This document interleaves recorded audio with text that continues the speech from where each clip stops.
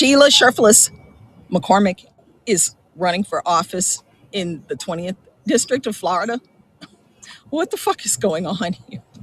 Thank you, Darren, for that information. And, I knew Debbie Wasserman Schultz was going to snake around once the redistricting happened as a result of Louisiana versus Calais, because she's not done destroying the people of the great state of Florida.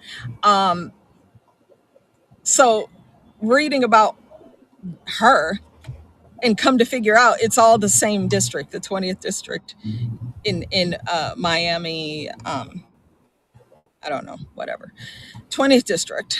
And Sheila Sherfless McCormick is literally under federal indictment. Like a grand jury came together and issued an indictment against her.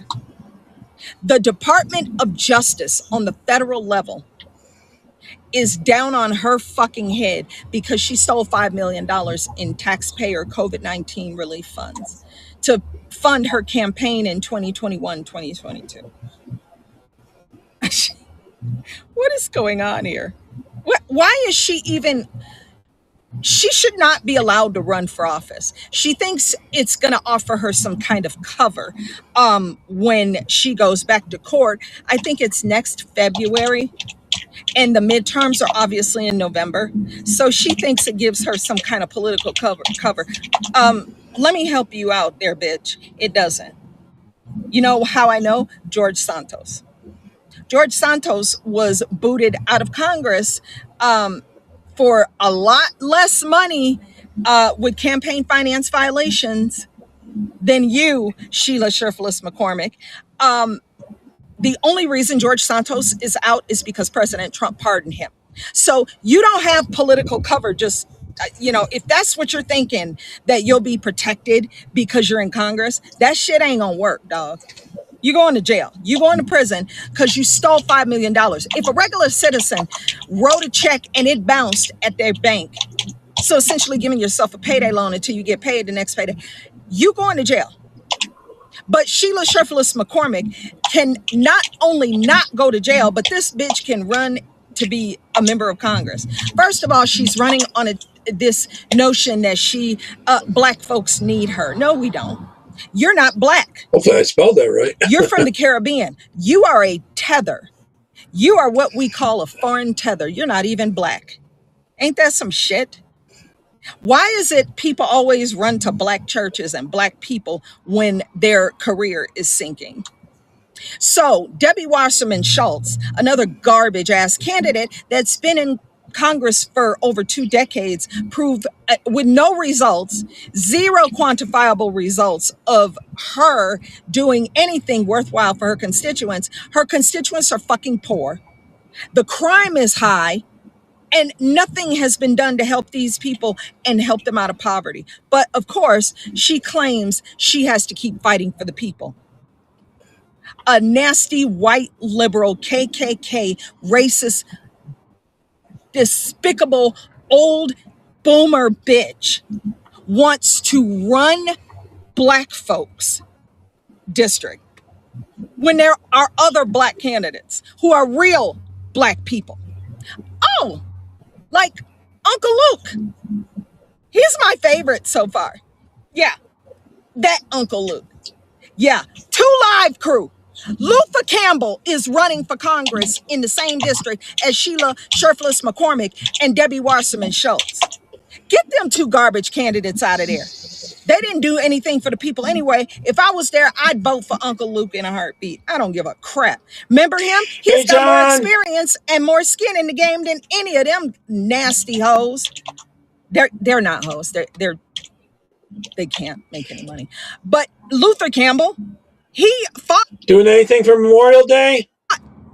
I worked earlier for free speech rights because his album "Nasty as I Want to Be," trying the new beta version of Rumble. It seems to have got my locals hooked up now. Was top of the charts. I mean, a booty, clapping everywhere in his videos. But he won his cases for free speech. So he fought the government back in the early 90s. when it wasn't fashionable to do so. So he's got skin in the game. He was a football coach. I mean, whatever. So we got stuck with these garbage Cleaning the candidates car, because huh? we have allowed it for too long. These are Debbie Wasserman Schultz. I hope Colin Garbage. I didn't She's have been in. Jesus. I didn't have a chance to post it in Wimpkin or anything. These people just steal our money. Sheila Shurfless McCormick, how you gonna run a campaign and you ain't got no money? Look, according to this article, it's like S12 News or something in Florida. Combined with an anemic fundraising, a payment to her former criminal defense lawyer left her with just $11,000 in cash in her John, from that side, can you see the comments from all the other platforms? campaign account as of 31 March. Wait a minute. So she literally used campaign funds that people donated to her. She used campaign funds to fight the criminal indictment against her. Is that even legal? She already stole $5 million in FEMA funds to elevate her lifestyle and fund her political campaign in 21 and 22. That ain't legal. She's under indictment for stealing that money. Why is this legal?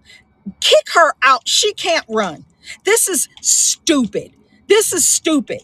We should not accept this level of failure. But remember, I've always said the Democrats measure success by failure. The more they fail, the more they celebrate each other, celebrate their policies, celebrate their politics. We don't have to live like this, dog. Vote for Luke, Uncle Luke, Luther Campbell, 20th District in Florida. Get these commies out of there, I tell you that. All right, we're going to do a little Pete here.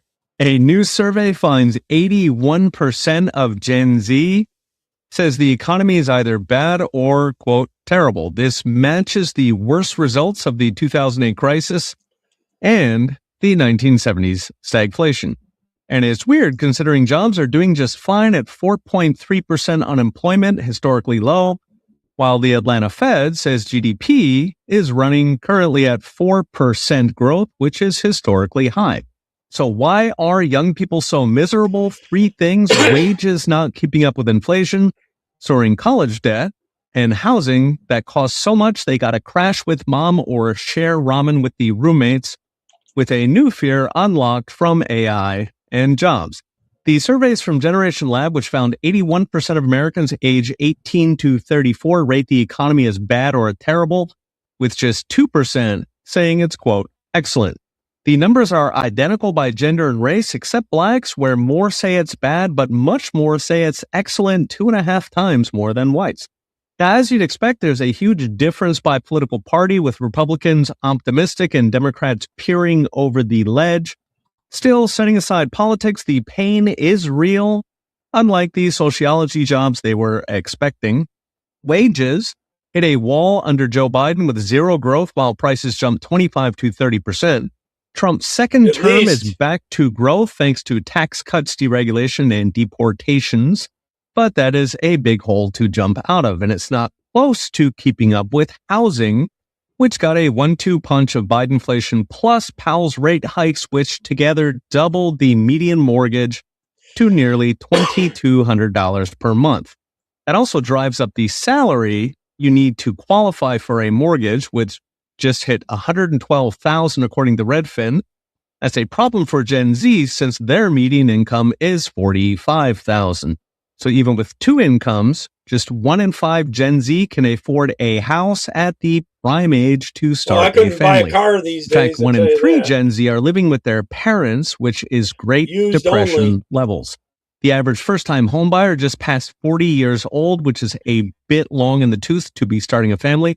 The fertility rate, children per woman, just hit the lowest in American history at 1.7. And then there's college. The average Gen Z grad is carrying over $40,000, double if they got that master's. Now, that was not a problem when even crap degrees paid, but the college wage premium is crashing, down by half since 1960. In fact, the majority of recent grads are working in jobs that don't require a degree, which makes for very expensive wall art. That's set to accelerate as AI gobbles up the entry-level cubicle jobs, which used to be the safety net for gender studies and history degrees, replaced with blue-collar jobs, Useless many ones, ironically building the data centers and energy infrastructure that's said to wipe out the Can't read them, college huh? jobs. Too So small? what's next? Brought to you by the Bitcoin Way. Costs will get worse. Federal spending and the Federal Reserve are not going anywhere. And AI will continue coming for the cushy cubicle jobs. But if Gen Z reskills for the jobs that actually exist, rather than the jobs they wish existed, they will do great. Trying to change it so it works more like it should. They're taking out weaning out the the old style. They're trying to make you use this beta one, and it seems to be the only way I can get it to work with locals. And YouTube I had to reset, and Twitch I had to reset, and I had to manually do it with Twitch, and so to automatically do it, other than BitChute, that which you always have to manually do it. I had to do it this way, but it always makes the thing only scroll at the bottom too. I can't put it across the top. Great. So skilled trades, engineering, medicine, AI adjacent skills. Alas, that involves unlearning their entire government-provided education, both the useless skills and the learned helplessness. In short, the boomers got it for free. Gen X got it close to free. Gen Z is gonna have to work for it. Listen to all last week's videos in a 20-minute podcast. Search Peter St. Onge wherever you enjoy your podcasts. Okay, we'll be watching. See you next time. Does anyone know if VV plans to go live today at 7? Let me know if you know.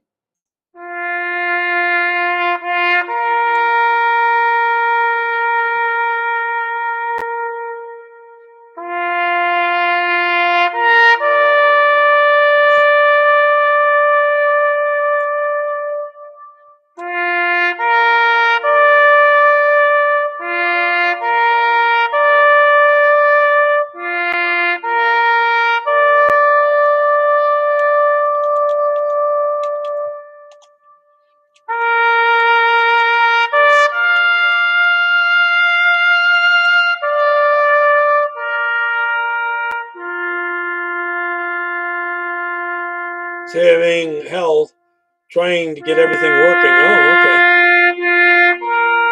okay. John, is that getting everything working on this thing? It's trickier. It's definitely trickier.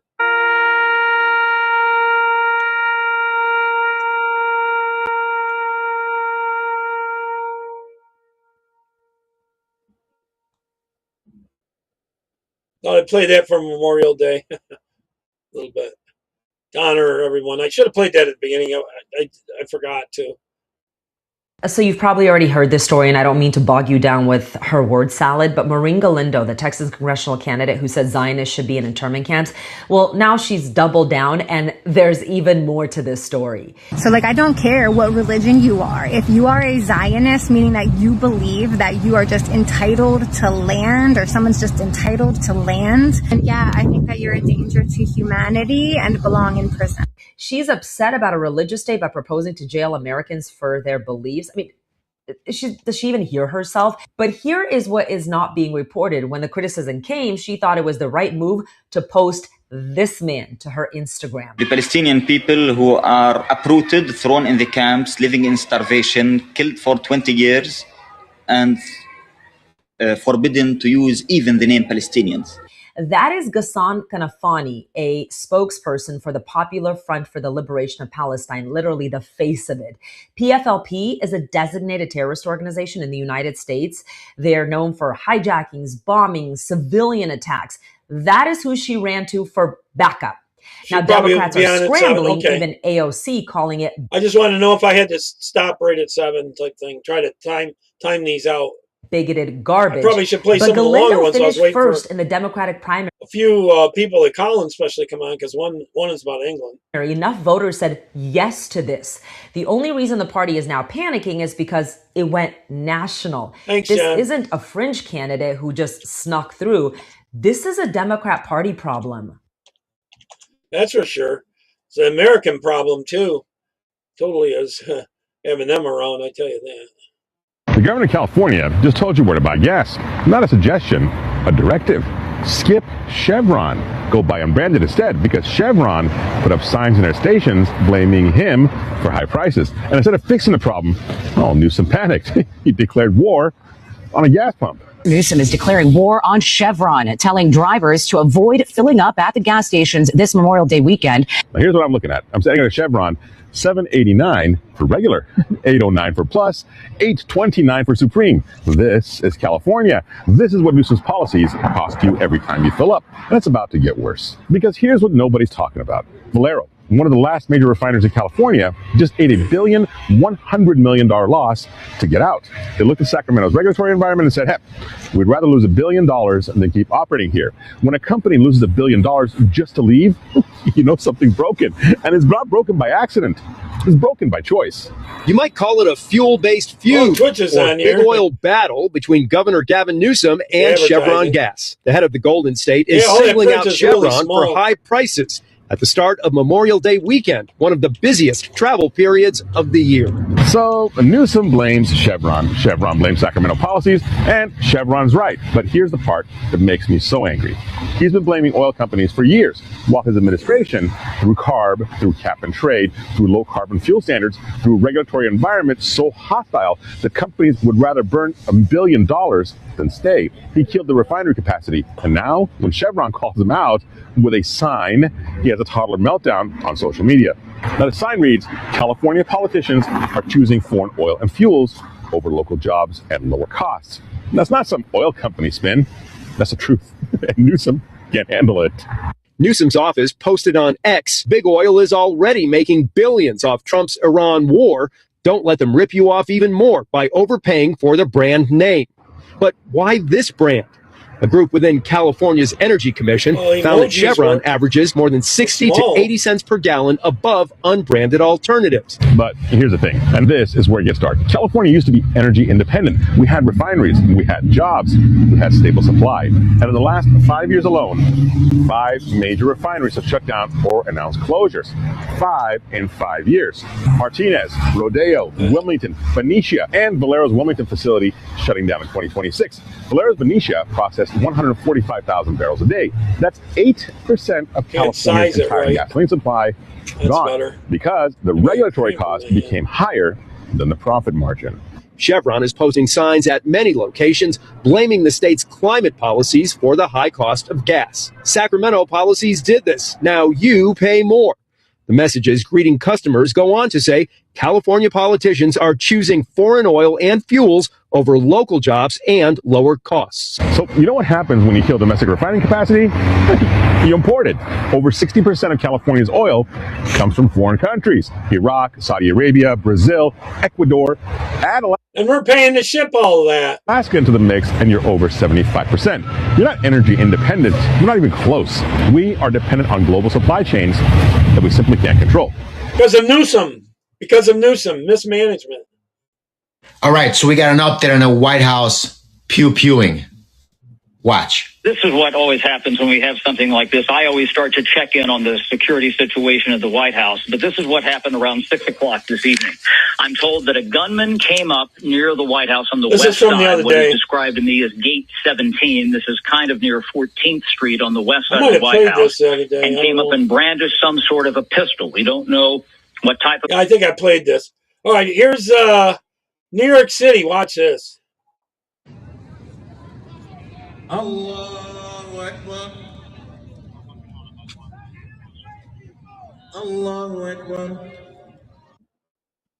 What if you went around kicking all those shoes around, what they think? All right, here's a real trans for you. And she wants us to pay for, or he, I should say, wants us to pay for all that stuff. How much does your transition shit cost? Hormones? Yes, how much does it cost? Well, I just got back on Medicaid. Hormones, so but no, you got tits as well. Those were free. You did your Those nails, were free. Nails? Why? Because my body is priceless. No, how was it free? Oh, Colorado taxpayers. You on the other account? Is it what it says? Okay. Yeah. Not federal, right? Just Colorado? I know they're all connected. I hope that. I just wrote a $4 million check the other day to the IRS. If that's paying for literal titties, what are we doing? If this works better this way, we'll do it this way. Nothing wrong with trans, but why am I paying for people's boob jobs? Don't get me wrong. I don't think it should happen either, but I did abuse the system. Because why would I pay for it if I can get it for free? It's not free, though. We're all paying for it. You are, too, paying for part of it. It's just that we're made responsible for your idiocy when you have gender dysphoria. The government, the taxpayers paid for your tits? I mean, I pay taxes too, so no, you're not a net contributor. No, we just sent you $4,000 back, especially with your no tax on tip thing, and the majority is tip. It's honestly, it's just I'm not in favor of the no taxes on tip thing. It's so stupid. You already contribute nothing, and it's just more populist policy. No, you're right. We should just be getting paid a normal wage, so we shouldn't have to get tipped. Well, that's fine too, but advocate for that. It's just so stupid. It's just a performative policy, and that's why both parties are on it, because populism is winning right now. Thanks for the info, John. It's so stupid. You already don't contribute anything. Do you still get notified, John? Is that why? Part of the... I do contribute. No, you're part of the 50% that contribute 1%. It's nothing. It's a drop in the bucket. I don't know if it was gone, nothing would change. This is, we give everything to you. Now we pay for your boobs. What else do we pay for? What else did we pay? Yep. Can't blame her. Texas. This is about Texas. All right, this is graduation in Texas.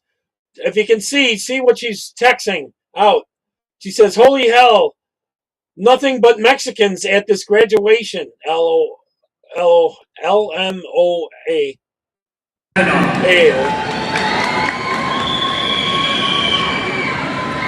Uriah Naomi Castillo Ledesma. That's in Texas. Santiago Javier Castillo II. Estefanía Castillo Hortelano.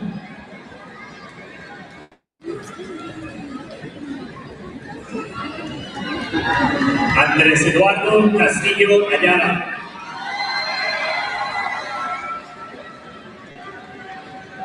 Lindsay Castellán de Nova.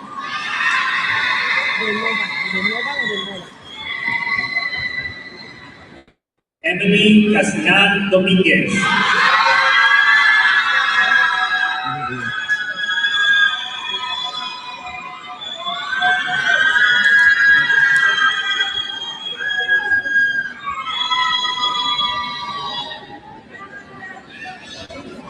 As they call my niece's daughter.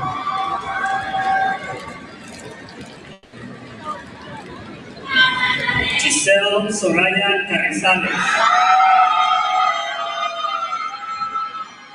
Evelyn Mariana Carrillo Recollar. Sounds pretty Spanish. Alicia Carrillo Grimaldo. Azucena Cruz Arredondo.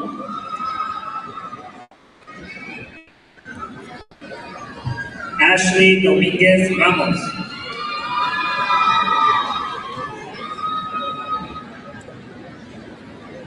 Aaliyah Kiona Bradford.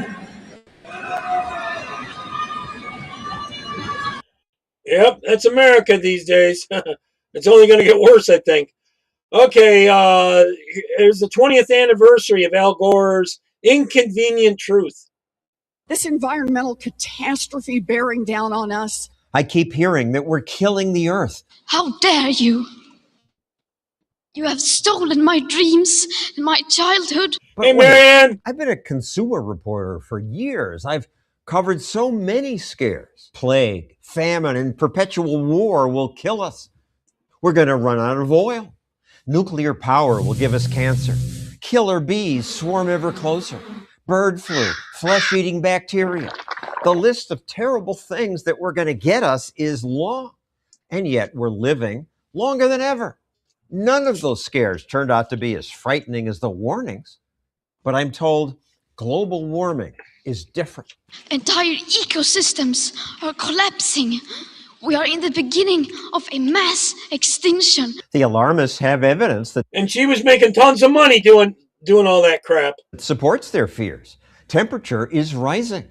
The UN predicts that it'll rise another 2 to 5 degrees. What do we do in the Bull land crap. we live on is under attack? But does that justify the fear? Climate change is not a lie, so please don't let our planet die. Does it It is a justify lie. this claim? We have 12 years to act. We have 12 years. We have 12 years before the effects are irreversible. Really? 12 years? It's warmed up around 1 degree Celsius since 1900, and life expectancy doubled the industrialized democracies. And yet that temperature ticks up another half a degree, and the entire system crashes. That's the most absurd belief. I recently moderated this debate on climate change at the Heartland Institute. Well, Yeah, most of the time the leftists don't show up for these. not a debate because the alarmists who were invited didn't show. Heartland invited many. Please. That's exactly what I'm saying. They won't debate it because they know that they're lying. Please come over here and sit next to that place and let's have a discussion. There are a lot more people who want to hear what you have to say. Climate alarmists never agree to debate. We'd love to offer. Okay, well, that's all right. We will give I was it just to you. wondering I'll if I give you end a up special running phone over. number that goes I can to end at this 7. phone. I invited Al Gore on my show a often. couple of the but clips I he got a would little never bit come. longer. And In order to solve the climate thought it was going to crisis, be about He 10 makes minutes a lot over. of speeches, but won't respond to people who disagree. It's too bad that the alarmists won't debate because so much Thanks, of what they John. say deserves debate. The world is going to end in 12 years if we don't address climate change. 12 years. Well, and in 12 years, it'll 11 be and a 12 half. more years. David Legates is a professor of climatology at the University of Delaware. Pat Michaels is former president of the American Association of State Climatologists. Willie Soon is an astrophysicist. It's all about arm waving. It's about emotion, about sending out kids in protest. Boy, I got to It change have my nothing time to on do with the weekends. science. And This group pointed out that even if the Both planet days warms and by weekends? 5 degrees, humans can adjust. People in Holland did years ago. They said, we're going to adapt to the fact that we're a low-lying country, and we're going to build these dikes, and we're going to build these pumps. Are you telling me that the people in Miami are so dumb that they're just going to sit there and drown? You acknowledge, though, the water is rising. Yes, water has been rising for approximately 20,000 years and probably will continue. But we can adapt, like Holland has. Except the alarmists say hurricanes and other storms are getting worse. It's getting stronger and stronger. The winds are getting harder and harder. No, they aren't. You can take a look at all the hurricanes that around the planet. We can see them since 1970 because we got global satellite coverage, Right. and we can measure their power, and we can add up their power, and there is no significant increase whatsoever.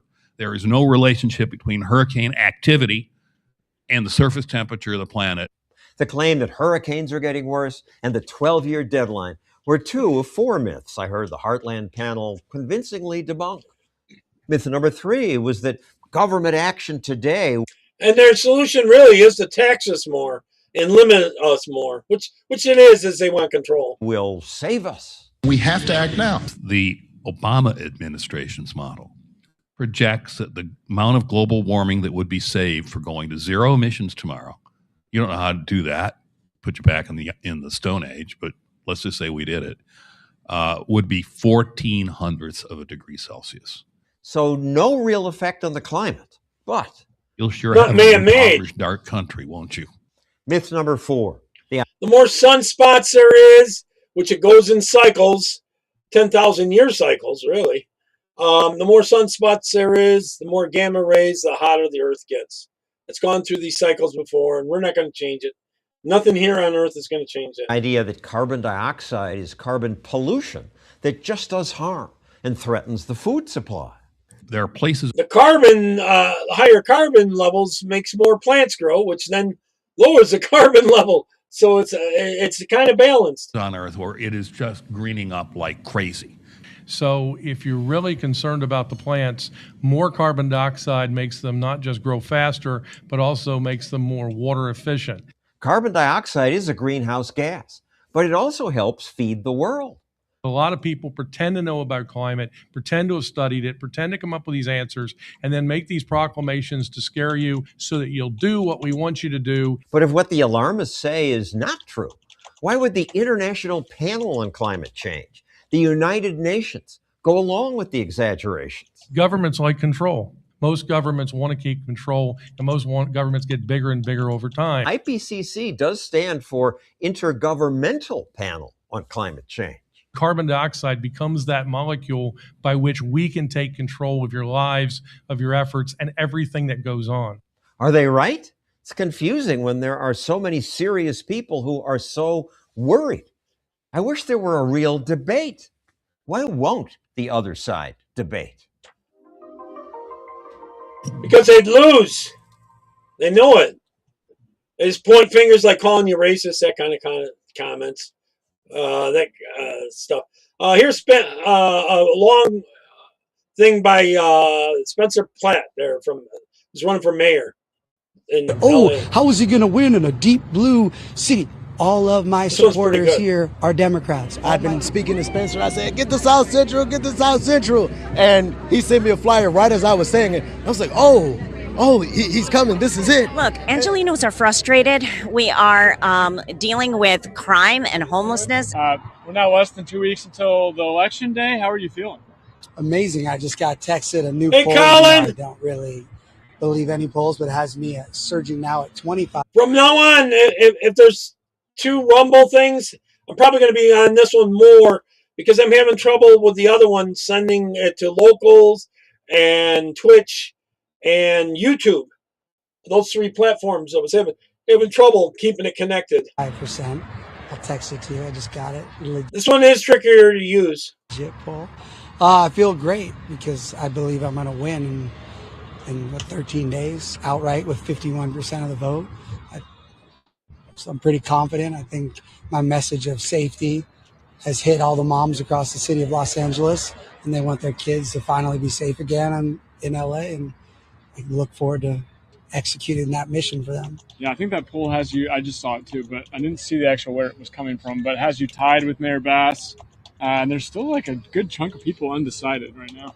Well, that's why we need Fox here to get the message out. Mayor Pratt is going to make these streets safe again, and our tax money is going to go to helping people. As much as Mayor Bass keeps trying to say, oh, Spencer this, Spencer that about homeless. No, I'm the one trying to save these homeless people that are dying. Well, in the next video, you're going to be peed about.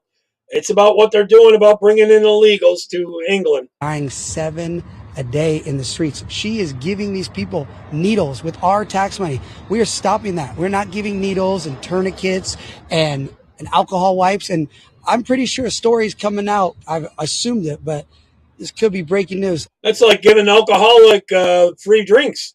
I think some arrests are coming where the same people that are giving needles are also giving drugs. So not only are the people that we're giving our tax money to give these poor addicts the needles, they're also giving them the drugs. So we're going to stop this. There's no more of this. And they go, oh, how are you going to do it? We're just going to enforce the laws like every other functioning city.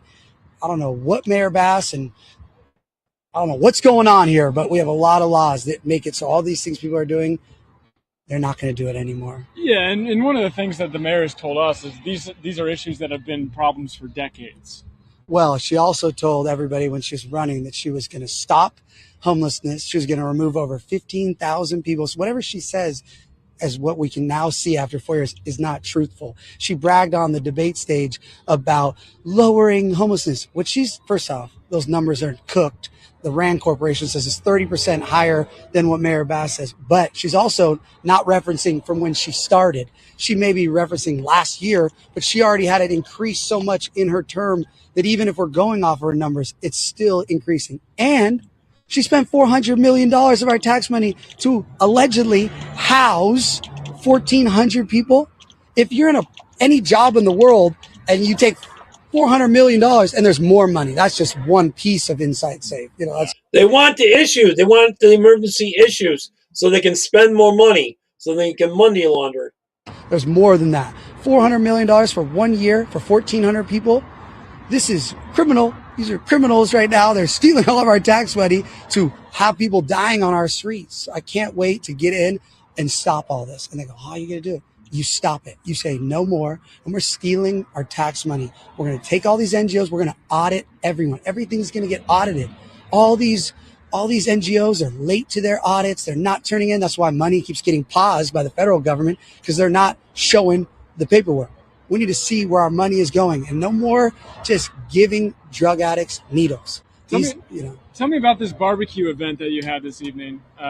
Yeah, stop wasting our tax dollars on that. South LA. Sorry, there was something that happened behind you, but you're good. But South LA, they had this barbecue event. I guess you had it. Tell me about it. What was the goal tonight?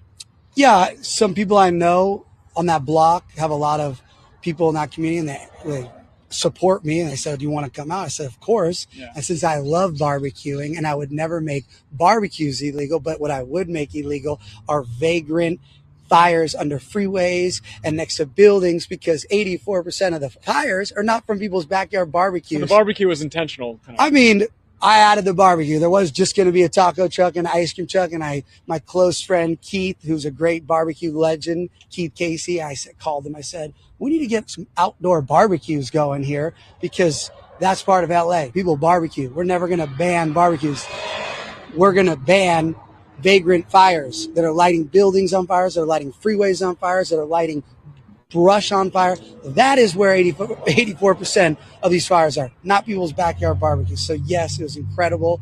And, all these communities that I go meet with, not all of them are with cameras, and everywhere I go, people are so angry. And Mayor Bass will say, "Oh, Spencer's tapped into the anger." Yes, ma'am. The whole city is angry at your failures across the whole city for the last 4 years. And that's why my message is resonating, because I tell the truth. I'm saying we're done with this. We're going to stop all these failures that you continue to double down on, and we're going to get back to solutions that work. And we're going to track things. We're going to have accountability, what everyone who lives in LA across the whole city wants. So I'm like too pumped every day now, because, you hug these people and they hold your hand. They're like, thank God for somebody who's fighting these people. So much attention focused on where you're sleeping at night. I mean, how are you handling that? I think that's the most entertaining distraction, because they don't come after what I actually am saying. How dangerous it is for moms can't see at the parks, on sidewalks, and schools. They don't want to talk about that. They want to talk about the fact that the mayor and her negligence burned 7,000 of my neighbors' houses down, 12 people alive, and then because I don't sleep in my dirt,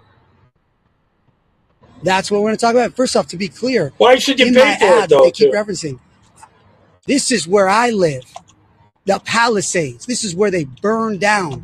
I am living the consequences of their failures. That is my home. Any fire victim, if you ask them where they live, they say the Palisades. Wherever they are right now is a temporary residence until they can figure out how to get back into their ashes. So I actually enjoy all. That's why I made it funny. That's why I made the video, because I was like, I will troll back. I think it's so entertaining that this is all they have to talk about what I did 20 years ago on TV shows, or what random interview I said, or what dumb thing I said in the past before they burned my house down and I turned into a community advocate that wants to fight for justice and the truth. So they try to just distract the voters, but the voters already live things. When they try to say, oh, Spencer has no experience, we live under their experience.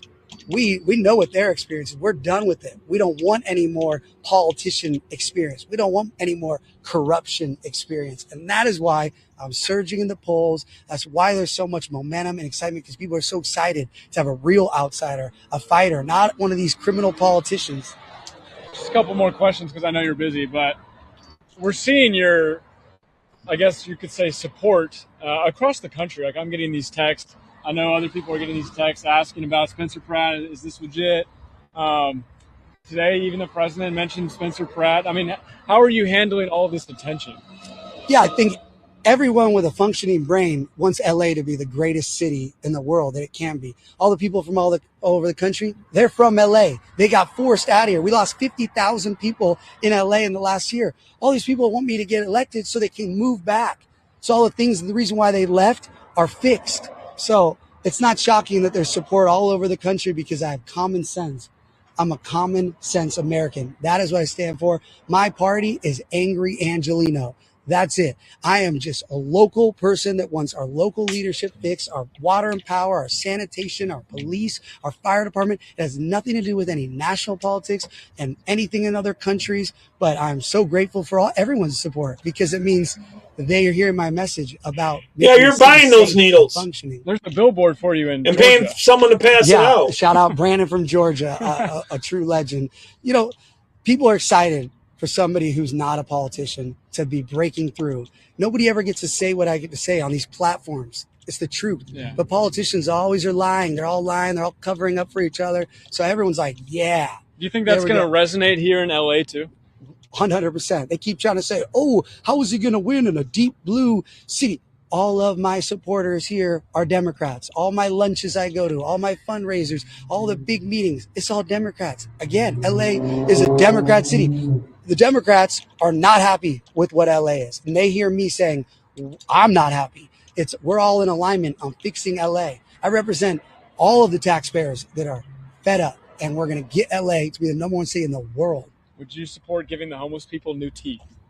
You know, once I get them mandatory treatment and get them help and get them ready to get back in society, of course people need teeth. Is that a priority right now? No, what we need to give them is no more needles. Make sure they don't get fentanyl or the super pure meth or the super meth. That's the priority. But of course, whatever we need to do down the line, because the billions are there to help these people, but you need to have it to the people that actually need the help. There's a lot of people, because there's different boxes of homelessness. You've been following that though. Yeah. I mean, everything she says is, you know, so my dad's a dentist, so I'll never, shade, people getting good teeth. Someday, get them to the point where they don't need the drugs and they can work a job. I understand that, but what these people need right now is more than good teeth. We have 7 people dying on the street. That's what we need to focus on. The teeth can come down the line, but until we get all these people ready for the stat, City Watch this week, over 60% of the people on the streets of LA aren't even from LA. It's because these NGOs have busted them in because they're products. They use their social security numbers to get Medicaid money. They get state money, federal money, city money. These are products, these human beings. They don't care about these people. If they fix these people, the money stops. So when I get in, we unplug this whole complex, and the city is going to have billions of dollars to put back into our infrastructure. I just met with the truckers that for over 100 years, there's 92 of these independent trucking business. Ready for this? When Mayor Bass came in, she canceled their contract. That was federal money, took that $100 million that's supposed to make all of our streets functioning and not have potholes. What she did, she put that into the drug addict fund to get more needles and have people dying on the street, instead of what we've had for over 100 and I think it was 140 years. These truckers, they siphon money off those programs. That's why. These are all LA legends that were doing 23,000 miles of streets. Right now, Mayor Bass has $2 million for like 8 miles. And then she brags about 10,000 potholes. They said 2 of our trucks would do that in a month. We have to get back to the city that not only we used to have that function, but the one we're going to build that's going to be so incredible, because the amount of developers and people that want to put money into LA when it's safe again, nobody wants to invest in this city. When you lose over 100 restaurants in the last year because we let drug addicts go to the bathroom in front of these places, shoot up. When we were driving to downtown today, on the corner, I'll show you the video, right on the corner, guys just got a meth pipe, like he's smoking a cigar, just out in public, kids walking. That is not a functioning city where there's no consequences to just open air drug use. We can't have that in our city, and I will stop this. Almost done, I promise. I'm only 10 minutes late now. Okay. No. No, but the ads, the AI, I know it's in the news. There's a difference though between your ads and the AI. Yeah, no. Anything with AI, I've never done an AI ad. My ads are shot on red cameras with one director that used to be in Hollywood that couldn't live here anymore because of quality of life. He moved to Nashville. I brought him back here. I've already brought one Hollywood worker back to LA. All of my ads are shot. But how do you like? Are you enjoying the AI that you're seeing? Some of them are great. Some of them, the messaging obviously is a little extreme for my purpose. It's a little. I try not to talk about Newsom. I thought he was the one making them, but I think it's other people making them for him anymore. Even though he's the cause also in his state parks to burn my town down, but I'm laser focused on the city that's failing us and my race. So the outside of that, it's obviously I'm not a fan of Newsom, so but it doesn't help me getting elected right now. So I get that Most people don't like Newsom, so they add him into the videos. It's art. These are all, even though it's AI, these are all creative artist people, but I have none of the AI is mine. And I appreciate people wanting me to win all over the country, all over the world, and using their creativity to try to help me grassroots. But to be clear, my ads are all just. You know the Sacco Basura song. The songs that, it's a great song. Again, I have nothing to do with that. That's a Cuban lawyer, businessman that just was so fed up with what socialism and communism is trying to embed in LA, that he's from Cuba and knows that. He's like, I'm done with this. So that's all him on his own, which is great. Last thing, I'll take this so just I can have it authentic. But if this is the one thing that they hear from you before the election, what would you want to tell them? I'm going to make LA safe. LA is not safe right now. Whether you're the lady that I just met that can speak no English and has a translator asking me just make it safe. Whether you're a A-list movie star that I saw at a Laker game that's asking me to make it safe. Whether you're the thousands of moms that message me from all over the city with the videos and the photos of these drug addicts naked in front of their schools, in front of their parks, on their sidewalks. I will stop this. I will not allow what's happened to LA. Safety is your number one thing. You cannot have a functioning city if it's not safe. Businesses can't survive, restaurants, nothing. And that's what's happening. Nobody feels safe. That's why people are leaving. And, all these talks about affordability in housing. When you make a city safe, people invest. There's more opportunity. There's more money coming in. There's more jobs. But without safety, we will not have any of this. And safety is clearly not a priority for anyone right now in charge. And I will come in and do my God-willing best to get this city safe. And people say I don't have the experience. My deputy mayor, that obviously I can't say yet because of retaliation with Mayor Bass, which we now know with Chief Crowley is a real thing. My deputy mayor has the experience in enforcing the laws and making it safe. So stay tuned. Thanks, man. Get your ballots in right now. Get your ballots in. Don't wait for June 2nd. There's a lot of this election. That's coming up soon. Don't vote in the mail. Don't do the ballot. Vote. That's all. Lauren's election's Tuesday too. Vote. It's not safer in person versus the box or in the mail. Just get your ballots in as fast as possible. Mayor Pratt, we're to save LA. Thanks, man. Appreciate your time. Appreciate you. I know you're busy. Yeah. We need all that support. We need support with healthcare and all come together and have the rent go a little bit. And, the kids safety from schools, not safe. Our kids are not safe. We're not safe. So I'm glad to meet you. My name is Miss Clay. Glad to meet you. Great to meet you. Thank you. Josh Haskell. Yes, we need to make a change, like Martin Luther King said, make a change. It's not about different races.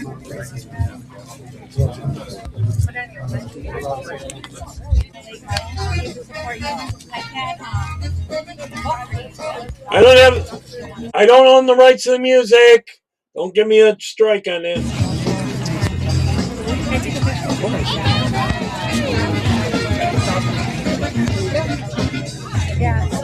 We're not actually singing with it, so. I know you're saying. Goldsters don't have any. Sorry.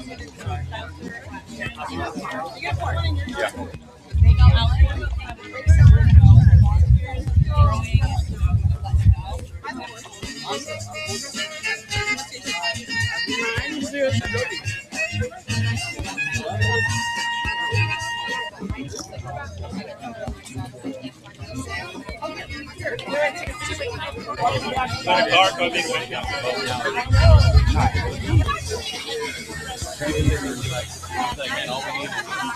Man, you gotta try to sing over it, right?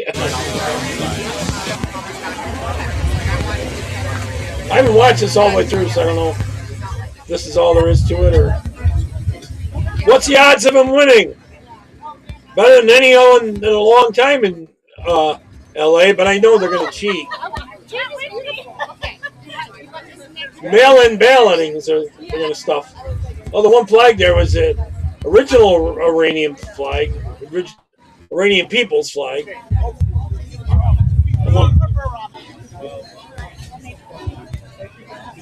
A lot of the Iranian people are conservative. So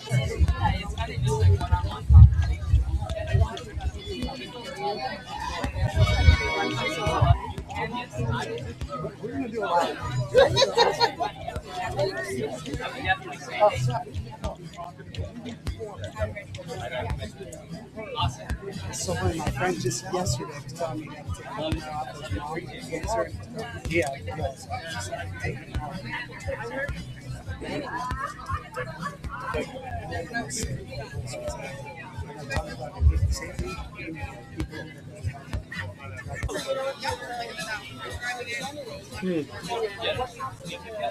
Let me go fast forward a little bit, maybe.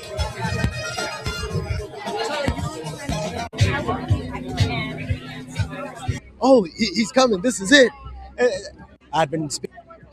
Here we go. Excuse me, Derek. What do you think about Spencer Pratt coming out here to have a block party? I love the block party.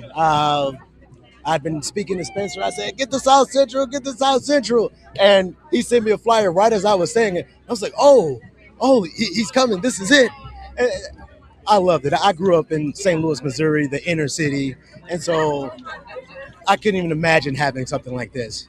And so this is just beautiful, just to get the community together, just to show people that he's for all of LA, not just some of it, not just parts, but all of LA, that he's going to represent the entire city.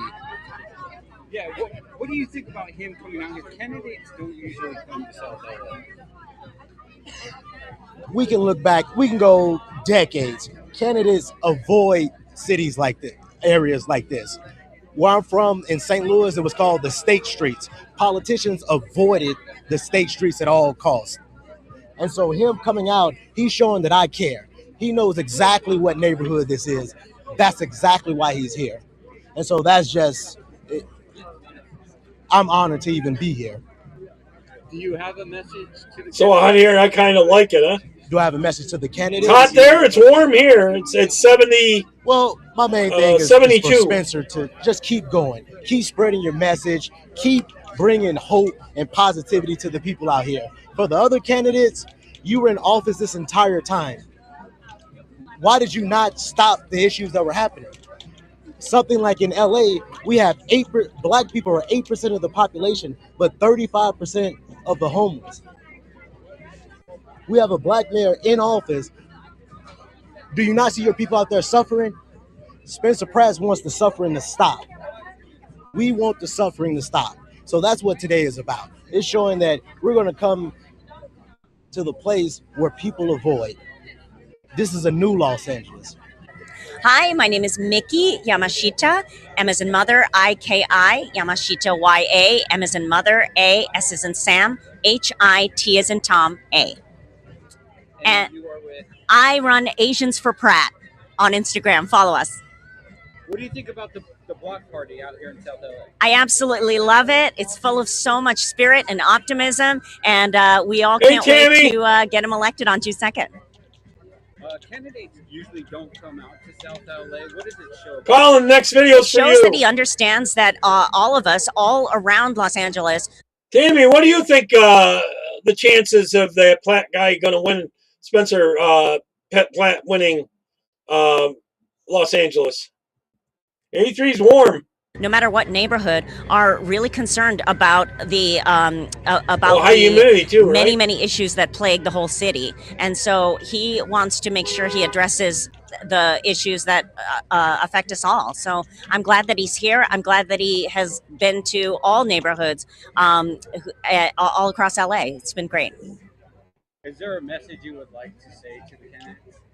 Anything you want them to know? How you feel?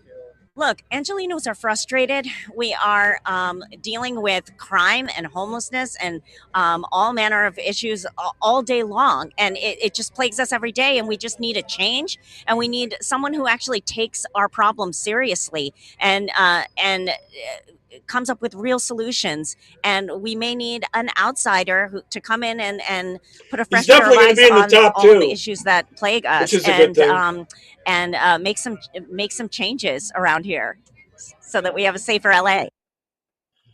Because they do that thing where if two Democrats win, that's the only ones in the finals. They deliberately do that so in the fall, Republicans don't come out. It hurts us up and down the ticket that way. All right, this one's for you, Colin. This is about them coming across the thing. They've had bad weather, so they haven't been. Now they're really coming out big time. Watch this. We're going to go over to our international editor, Isabel Oakeshott, in just a very short while. But perhaps while we wait, she's provided us with some footage. Now, this was filmed on Friday. Now, we've had quite a few days, quite a few weeks, actually, a couple of weeks where virtually no migrants have come across the channel. And you think, oh, this must be because of 86, Shabana Mahmood's high humidity, huh? Wow. It's finally putting people off, putting these migrants off from crossing the channel illegally to come to Britain. No, it isn't. It's nothing. Yeah, to do requiring with that. It's ID. just bad weather. Now, not yet. Now, by the fall, we might have that ID thing nationwide. So that might make it tough for them to steal it, make it tougher. Weather's good. The channel's like a mill pond. More than 1,000. I'm sure they still got a few million dead voters, though, on the rolls. Will have come across by tomorrow since Friday. At least make it close. More than 1,000 over one weekend. It gets Republicans out, and it quite clearly is not working. Well, let's show. And then it'll help us in some house races. What has been going on over the weekend in northern France? As I say, thousands of migrants, mostly young men, not escaping. They're bringing over a lot of men. War and torture, because France doesn't have any war and torture. They're just trying to get across and to come to the promised land where we'll give them a free hotel, 50 quid a week, benefits free, lawyers free, doctors free, dentists, all the free stuff we give them. They just want to get across the channel. This isn't about escaping war and torture. Anyway, they're rather entitled, some of these people who feel they've got the right to come across. And the other ones that stay back have like 4 wives and tons of kids. Then they keep shipping them over. On unlawful small boats. And here is how one of them, a few of them, reacted to being photographed. This is on Friday, just as the good weather was starting to hit northern France and indeed southern Britain. So watch this. No. Come on. No. No, show me. Come on. No, show me photo. Hey, no, come on. Why you take me picture? He doesn't want him. It's seen that they're breaking into England. They're trying to get across the canal right now from France to England. See him out in the water here. Why? No, don't touch me. No, I'm not touching. They're loading up boats, and now I'll show a little bit later. I'm going to show you bus loads that they're bringing, and the cops are escorting them. This is northern France. You take me picture. I told you not take me picture. You can't tell me anything. I cannot tell I'm nothing. a free man. You're a free man. No. You're a free man. You cannot tell me. Come on. Yeah, soldiers. You're right. All of France. Come on. What's going on? He's going to attack me. You just let him. Yeah, but he's just going to... Okay, I'm not taking photos. This is for protection. This is for protection. I'm going. Come on. Do your job. Come on, this is unfair. No. Come on. No. Come on, officers. Do your jobs. Why are you watching? Come on. No. Don't touch me. Do not touch me. Do not touch me. Why do video? Come on. He's going to attack you. Do your job. He's going to know I'm stepping back. Look. I'm going back. Do your... You're not allowed to film them breaking into England. Jobs. I'm going back. What? I will get this camera out in a minute. What the hell's wrong with them filming all the illegals coming? Don't push me. Come on, I'm walking backwards. I'm leaving. You can leave. No, I'm allowed to stay here. Yes. He's the one attacking me. Come on, officer. I'm not being rude, officer, but do your job. My job is to take photos. Your job is to keep the peace. Also, to keep them from coming over to England. Now, so welcome to the show, our international editor, Isabel. They made this deal where they're supposed to be giving, England's supposed to be giving France money not to let them cross the thing, but yet they're facilitating it. Oakeshott. Isabel. And England's taking part in it. Now, what that photographer is saying, British photographer, I agree. quite lawfully taking pictures of migrants preparing to board small boats. I think a lot of the cops are hiring now are leftists To come over this weekend. We think that by tomorrow more than 1,000 will have crossed the channel since Friday. Now, it's perfectly lawful for that photographer to take pictures of those guys. I suppose we can understand that they have no comprehension of the law, so they're telling him not to take pictures. Now, what is disturbing about this, though, first of all, it is these migrants, illegals. Tremendous sense of entitlement, get out of our way, we're about to get on a boat, we're going to Britain, you can't take our picture. Well, they can take go to Britain and get our free money. Their pictures. That's not against the law. The photographer is calling for the French police to do their jobs, to protect him in his legal pursuit of his profession, taking their pictures. And the cops aren't doing anything. And if you watch this footage carefully, one of the cops towards the end tells the photographer he shouldn't be taking these pictures because he's treating these migrants like animals. No, he's not. He's doing his job. How is it treating them like animals if you're recording it? Go pee up a rope. He's taking pictures perfectly legally, but it proves that the French police taking our money, our £662 million, in fact, more than $1 billion over the past 3 or 4 years, don't really protect the law on these beaches. $1 billion. You know what they're using $1 billion for? They're shipping busloads to the border so they can get in those boats and get over to England.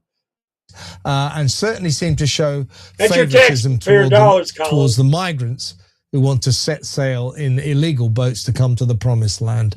It's quite something, isn't it? Well, Kev, thank you. This extraordinary footage raises so many questions and reinforces so much of what you and I have talked about on this show so often. Here we have the French police armed up to the teeth with their pepper spray and their silly little riot shields, and they're doing absolutely nothing as a group of migrants gather on the beach ahead of trying to get to the UK. And worse, we have a very aggressive migrant there, illegal immigrant, who starts angrily confronting a photographer who is fully entitled under French law to be working on that public beach. He was standing a very respectful distance away from the migrants, which frankly is more than they deserved. And the French police's instinct is they don't want it recorded because they want to deny it's happening. Is to go after the photographer. And we see the migrant trying to clutch a rock to throw it at the photographer. This is disgraceful. It really is disgraceful. And the French police appear to have turned most of their resources now on trying to target those who are capturing their own inadequacy. And what we are doing as what the government is doing, continuing to fund this complete charade with the French police, beggars belief. We should be demanding the money back. And that migrant, the lead migrant there, being very aggressive, if you watch it carefully, at one point he shouts, F off, and then shouts, incredibly, I own France.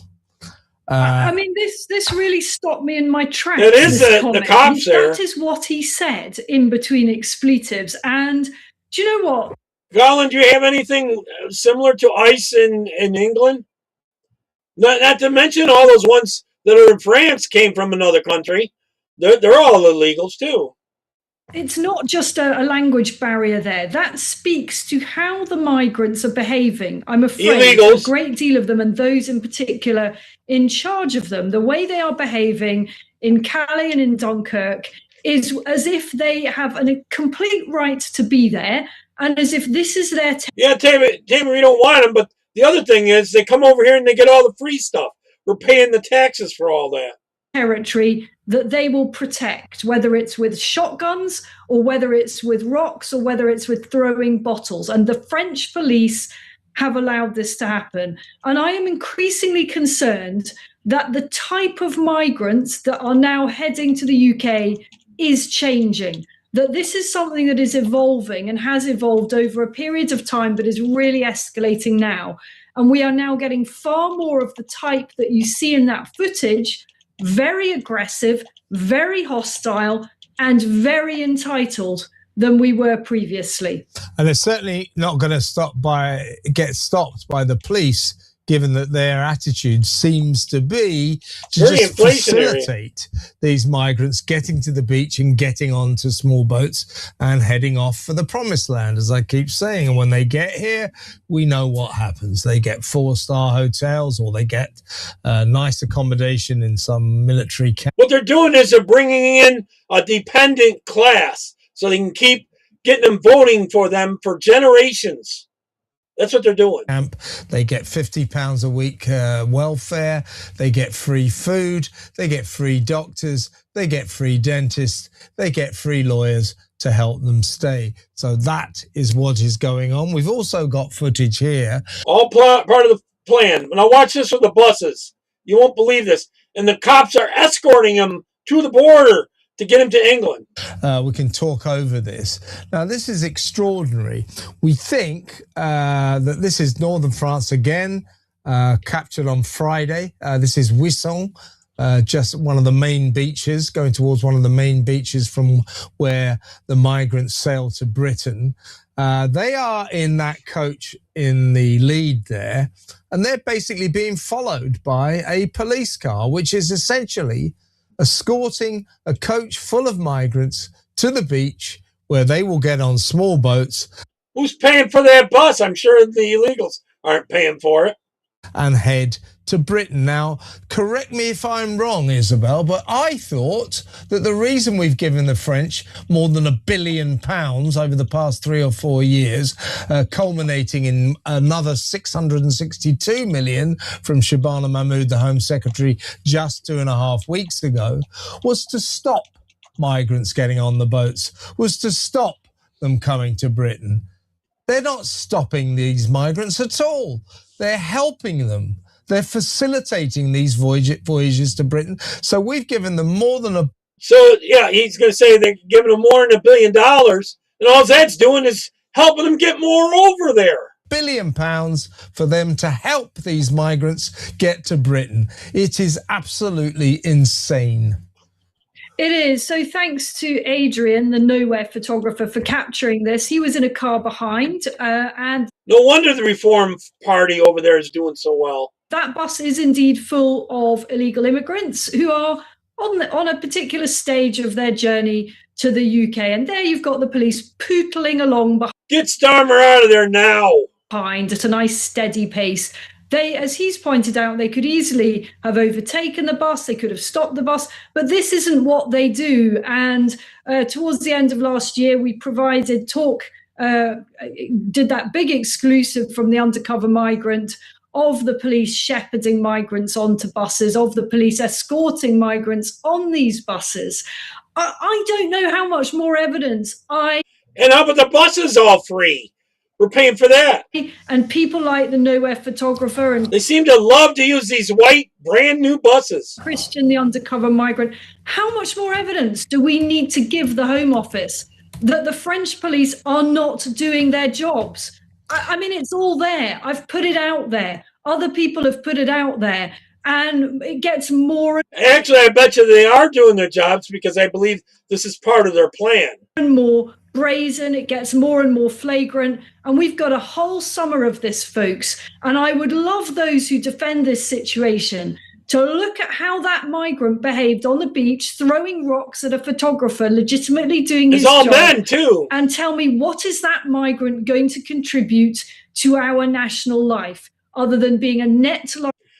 He's going to be voting for lifetimes, several generations for the Liberals. Liability, and who knows, quite possibly entering the criminal underworld. This is a national emergency, and our government is doing nothing but pushing more taxpayers' money towards the... And pumping out a bunch of other little kids that'll be little commies. ...problem, which is only fueling it to carry on. Yeah, just to say that on Friday, when the weather started to get good again. Now, as I said at the outset, there's been a couple of weeks where virtually no crossings whatsoever, and the government already starting to make noises. You see, our crackdown is starting to have a big effect. No, it's not. We've had very poor weather, unusually poor weather for most of this month. Then suddenly It's like a mill pond. The sun is shining. And guess what?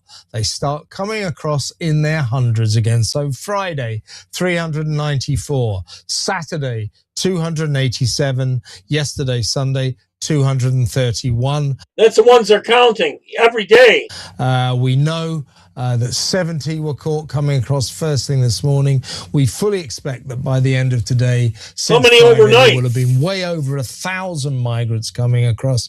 And meanwhile, last comment on the migrant overnight, they can bring a bunch over too. Crisis from you, if you don't mind, Isabel. While this is going on, while this has resurged, if you like, the migrants who are already here are scrambling like never before for UK citizenship ahead of this crackdown, which will mean they don't get full benefits rights after 5 years. So there's this sudden, huge rush to get British citizenship from the migrants who are already here, who don't like the terms that Shabana Mahmood is proposing in terms of making it not so easy for them to get full welfare benefit rights quite so early. So that going on back here, the migrant crisis is still very much upon us, and it is still very much probably our primary crisis at the moment. Well, I would imagine that Nigel Farage and Zia Youssef will likely say that any citizenship granted in this stampede, in this haste, would be revoked by a reform government. I don't know that, obviously. Good luck on that. I bet you it'd be really hard. Revoke them, you'll have to have something like ICE to kick them back out. I'm not privy to their policy setting, but there will be the highest level. You know, so Starmer's rushing to get them all legalized, make them citizens. So it'd be tougher to get them out afterhand. They're rushing because they might lose power. The Labour Party might lose power. Of concern about that stampede and real mistrust of this Labour administration to be assessing those cases sensibly. I think they'll just rubber stamp them, nod them through, and hey presto, we've got yet more lifelong benefit claimants. It really, I can't overstate this enough. This is a national emergency. It is a security crisis, and the government is just letting it happen. Well, the one thing I would say is that I totally agree. What they also, if they make them citizens, Colin, is maybe they can vote before Labour, when next time Labour has an election. That's what they're looking at. They're looking at getting them legalized, all these illegals legalized, so that they can vote for the Labour Party. But the one quibble I would have with that statement, Isabel, is what government? Same thing. We don't Democrats really have did a here at the moment. That's how they took over California, fighting like rats in a sack. Because California used to be a red state. The last loser they chose is completely hopeless, and they're trying to get another loser in there. They legalize him. Andy Burnham. We'll talk about that shambles when we come back. It comes right back. I already played part of this in a few seconds.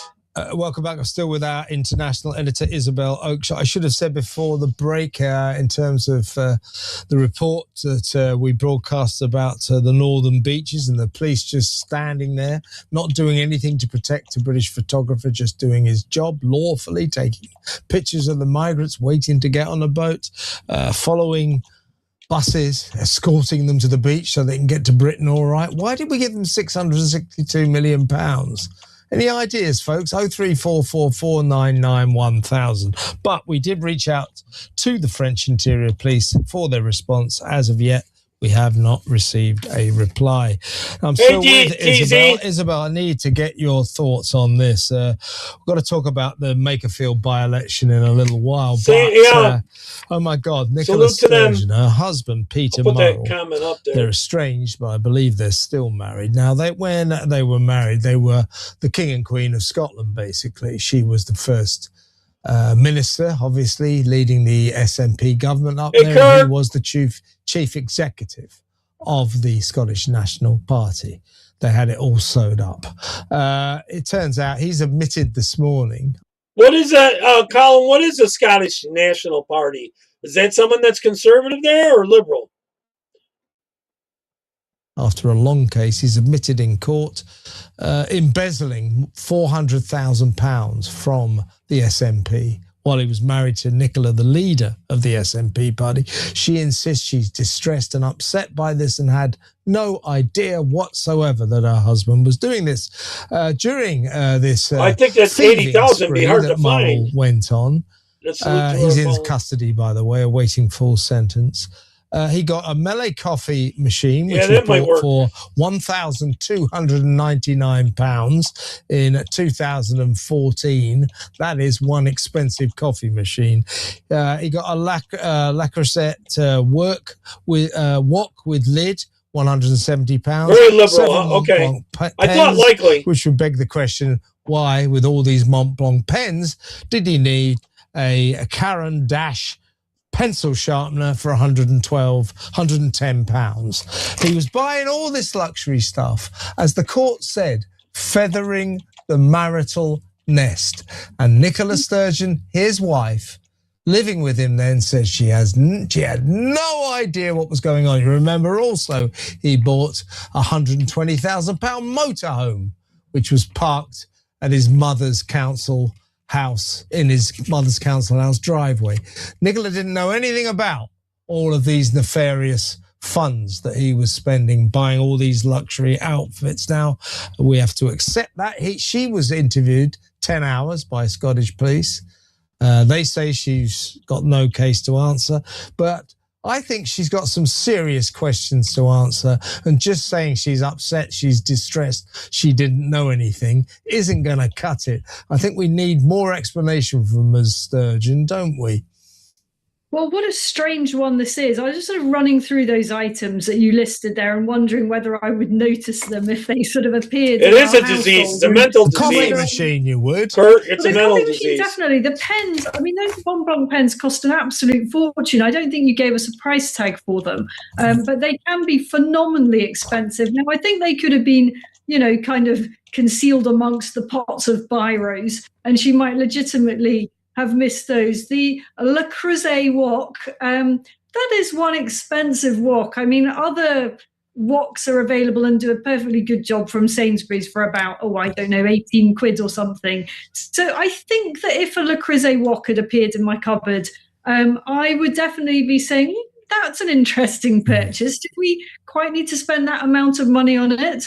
Mont Blanc pens, by the way, is about £285 each. He also bought washing up bowls, toilet seats, and even luxury chopsticks. The question is, so weird. Here's your tax cut dollars. Where's the toilet seats? Luxury toilet seats, apparently. Right. There's your tax dollars. She's got some more explaining to do. She can't just stand there and go, I didn't know anything about it. I mean, come on. What about the motorhome? I mean, was the motorhome came from the same pot? A gold toilet seat? To money, right? Yes. Allegedly, yes. I mean, that's one that you definitely wouldn't miss in your driveway. I don't know. I mean, I don't want to say she must have known this. I mean, the motorhome he must have come up with another explanation for, but these are very, very large sums of money. They really are. And I think in any normal marriage, you would definitely notice if one half of the partnership suddenly becomes send them back 100 grand richer, or even over a period of time becomes that substantially richer. Huge, huge sums of money, more than 10 times the average annual household income. So very fishy indeed. Could you see if Kamala Harris had won, how many more illegals we'd have here right now? We'd have several million more. She would have stepped it up even more so. Indeed. Let's talk about Makerfield. Reform not having too good a time of it at the moment. If she'd won and the Democrats Robert Kenyon, it turns out there are dodgy tweets in his background. He did delete his entire social media record when he was chosen as Reform's candidate in the by-election against Andy Burnham, but they've cropped up and they don't put him in that too great a light. And you wonder, well, why didn't Reform do a proper check of him before they picked him?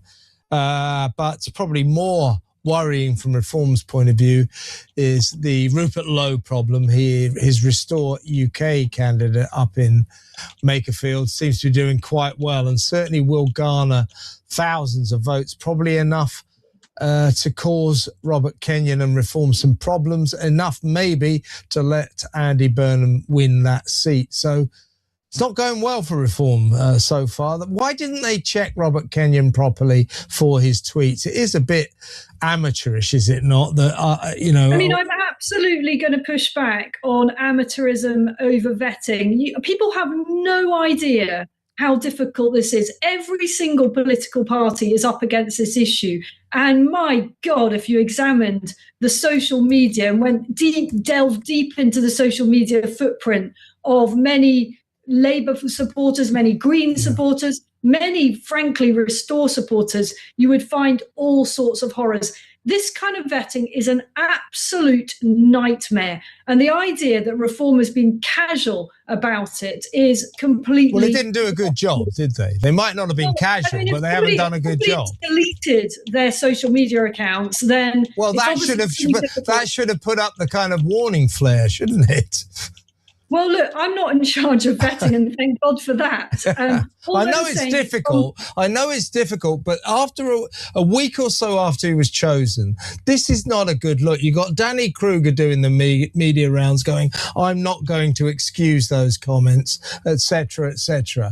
I mean, they just could have done a better job. They really could. What I'm going to say is that I've read the comments. They're really gross. I'm not going to sit here and pretend that those are now nice comments, but I think everybody is absolutely sick of this kind of offence archaeology, the endless digging around into what people have said in the past about this, that, or the other, stupid off-colour remarks. I would also say another thing. Perhaps it's time for the metropolitan elite to stop applying their own parameters and values to the kind of colourful language that is much more commonplace in other types of environments than in posh London households. Just to be clear, I'm not defending it, not saying it's nice, it's gross, it's horrible, whatever.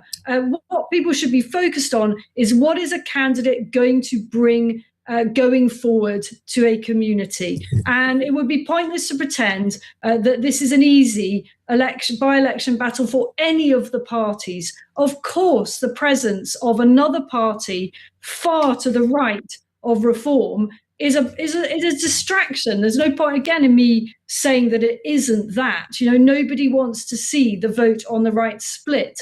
But Restore supporters, some of them are way off the reservation relative to where respectful, decent politics should sit. I don't want to go any further than that because I've previously defended... You see, some of them are millions of dollars for just mayors and stuff. The right of any new political party to try their luck. It's a brave thing to do. Part of it is to keep regular people from going up and asking them questions. It's a difficult thing to do. But the result may well be that this creates a much harder battle for Reform to win the seat than it would otherwise. That's just logic. Yeah, I just think it is. I think both the social media background, I mean, I take your point. It is difficult to discover these things, but that notwithstanding, it is what it is. And this is going to present a problem for Robert Kenyon, this social media background. And also probably a bigger problem is Rupert Lowe, as you say, who can pick up enough votes to be damaging to Reform UK and probably will all around the country. Very quickly before you go, I'm going to do this story in just a second, but I did want to get your take, Isabel, on this extraordinary leniency. Frankly, what for? For a slap on the wrist and off you go again. What is that? Yeah, it must be mine. That's my laptop, I think. I wanted to get your take on the extraordinary leniency by this judge, Nicholas Rowland. 3 young teenage boys found guilty of raping 2 victims, holding one of them hostage for 90 minutes at knife point, filming her while they raped her. Then they raped again 2 weeks later. And the judge, Nicholas Rowland, praised them for how well they'd handled the trial and then did not give them a custodial sentence. We got the same problem with the judges here. Said there's no need for you to go to prison today. What about the victims? What about the victims? I mean, even Keir Starmer's furious about raped, comes back 2 weeks later and the kids rape her again? about this. His sidekick, his bag carrier, Darren Jones, cried on the BBC about it yesterday. This Nicholas Rowland is in no... He should not be a judge if he doesn't think these kids needed to go into incarceration. Elon Musk is entering what race? Headline, Elon enters the race. What a miss. I don't know. I don't know if he's a good debater. Punishment for their offence. Down ridiculous. 3 in the first. It's awful. And what kind of message does that send out about how seriously the courts, how seriously our judicial system takes the horror of rape? You know, it's hard enough to get prosecutions for rape. Clearly, there has been a prosecution in this case. It's a successful prosecution. And then, you know, it's all thrown away by this kind of failure to set not even an exemplary sentence, you know, a sentence that actually sends out entirely the wrong message. I think the sentence will have to be challenged. It'll have to be reviewed. There is a system, I understand, from what I recall, you can do that. And perhaps we'll get a better outcome because it's not acceptable. It is under review and hopefully will be reviewed, but it shouldn't have to be under reviewed. 3 guys who filmed their victims while raping them. You know, that's a no-brainer. Okay. They go to jail. They are incarcerated. This judge not doing so and saying, you're too young to understand the meaning of consent. No, they bloody well weren't. Do me a favour. Isabel, great to have you on. Thank you so much for your time. That is Talk's international editor, Isabel Oakeshott. Yep. I hopefully found that interesting. I'm going to go on to, this is going on to white farmers that are happening in Zimbabwe. It's similar to what's happened in South Africa. It's even worse than you think. This story you won't believe. I gotta bring it up like this. So, hold on. Look at this. A banknote. $100 trillion. Printed on actual paper by an actual government. Handed to actual people who then realized, standing at a shop counter, trying to buy groceries, that it couldn't even buy a bus ticket across the capital. That note exists. It's real. You can hold one in your hand. Museums have them on display. Collectors sell them on eBay. And the darkly absurd irony is that today, that $100 trillion... And they did all this because they were white. ...note is worth more as a curiosity than it ever was as currency inside. So the reparations, because it was colonized at one time by white people, was to make the whites pay, and they did it by printing money, making it worthless.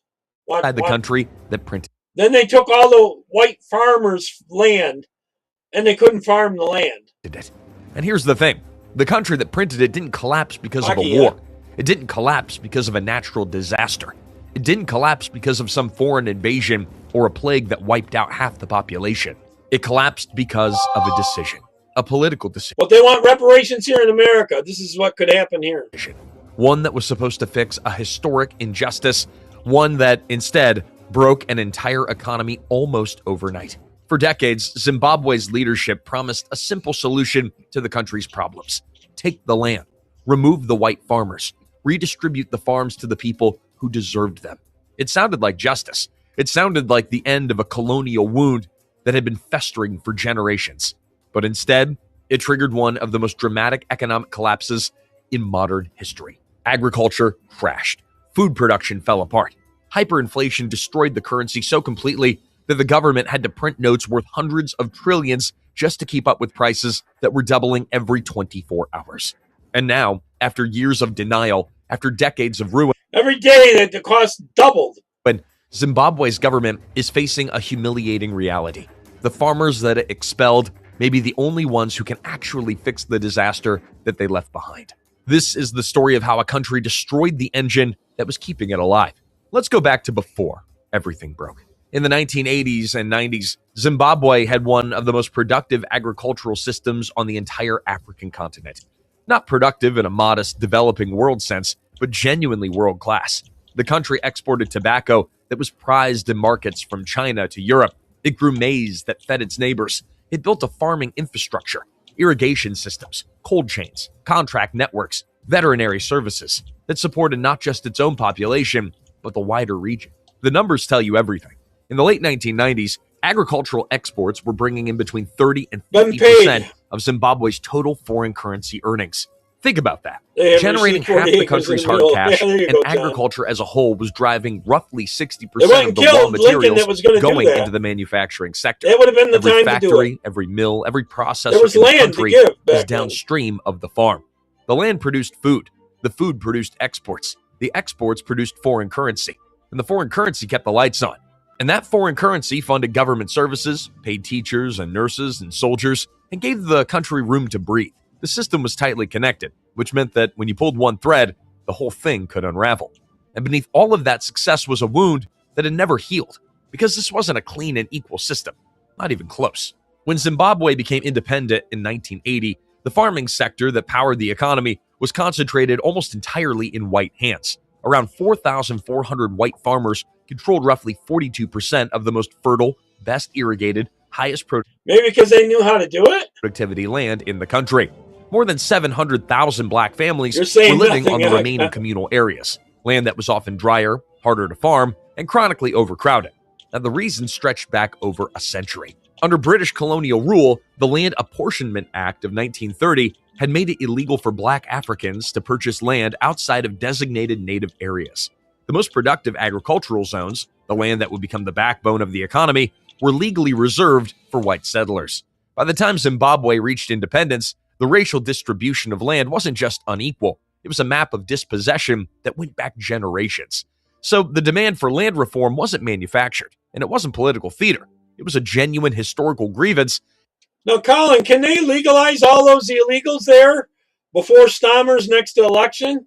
Held by millions of Zimbabweans who had fought a liberation war and were still watching the best farmlands of the You're country right. remain off limits.